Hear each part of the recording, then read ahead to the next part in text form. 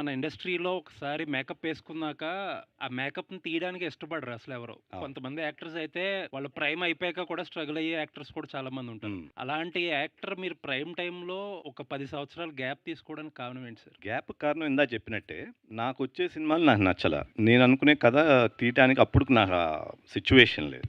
Situation in the sense opportunity present చేయాలి గదా! ఇప్పుడు, ఇప్పుడు ప్రెజెంట్ అయింది కాబట్టి ఇప్పుడు తీయగలుగుతాను. అంటే ఆర్టిస్ట్‌కి ఒక కంటిన్యూయస్ స్ట్రగుల్ ఉంటది గదా! ఒక స్టేజ్ తర్వాత ఏమనిపించిందంటే, అసలు యాక్ట్ చేయకూడదు ఇట్లా.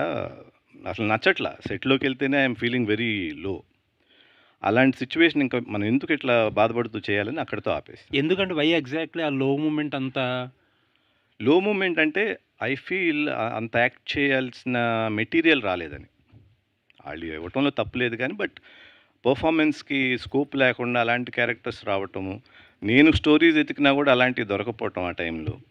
అట్లాంటి పరిస్థితి ఉండిందనమాట.